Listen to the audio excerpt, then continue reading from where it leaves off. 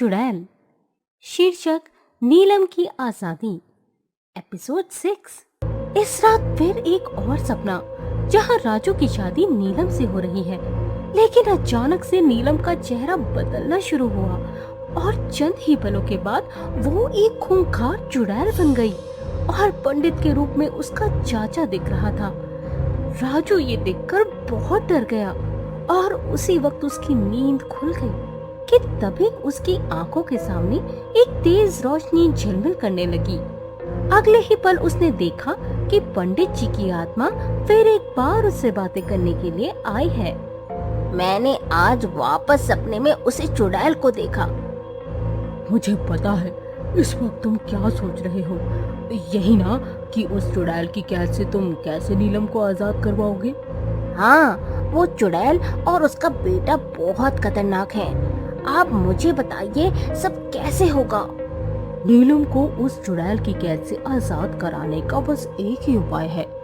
इस वक्त रात का 1 बज रहा है।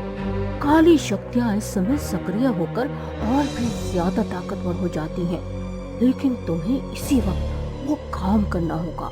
यहाँ से पूर्व दिशा की ओर एक बड़ा सा तालाब है, उसके किनारे एक बड़ा सा बरगद का पेड़ है जिसके अंदर कई प्रेत आत्माओं का बसेरा है। इस वक्त तुम जब वहां पहुंचोगे तो तुम्हें उस बरगद के पेड़ पर बंधा एक लाल धागा मिलेगा जो तुम्हारी मदद करेगा उस चुड़ैल तक पहुंचने में।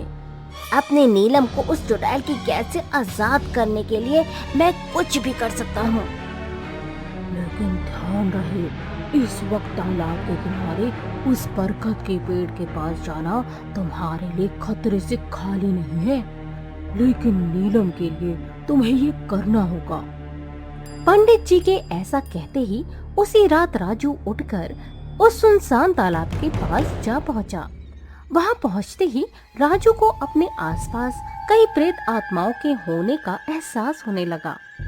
मन ही मन वो घबरा रहा था, लेकिन तभी उसकी नजर बरगद के पेड़ पर बंधे उस लाल धागे पर गई जिसका जिक्र पंडित जी ने उससे किया था।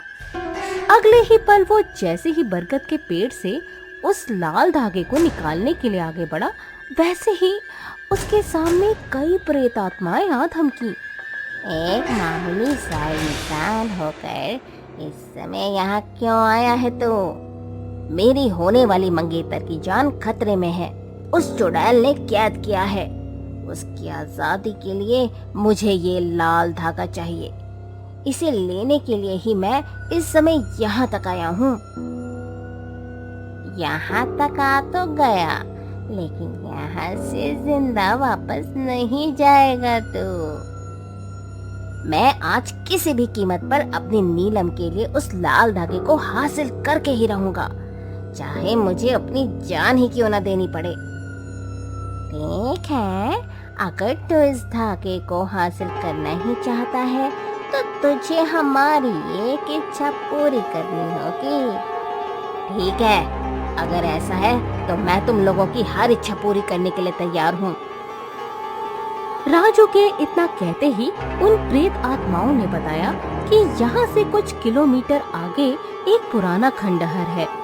30 साल पहले वहाँ कुछ लोगों की मौत हुई थी। मरने के बाद इन आत्माओं ने रात के वक्त राह चलते लोगों को सताना शुरू कर दिया।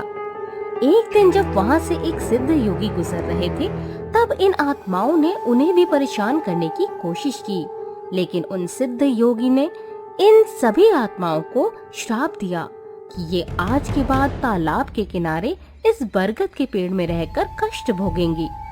योगी के इतना कहते ही जब इन आत्माओं ने क्षमा याचना कर उनसे अपनी मुक्ति का मार्ग बताने को कहा, तब योगी ने बताया कि जब कोई इंसान रात के वक्त इस खंडहर के अंदर दबे उनके शरीर के कंकालों को नष्ट कर देगा तो उनकी मुक्ति हो जाएगी। उन प्रेतों की बात सुनकर राजू उस खंडहर की ओर चला गया। अब क्या होगा राजू के साथ, जानने के लिए बने रहिए।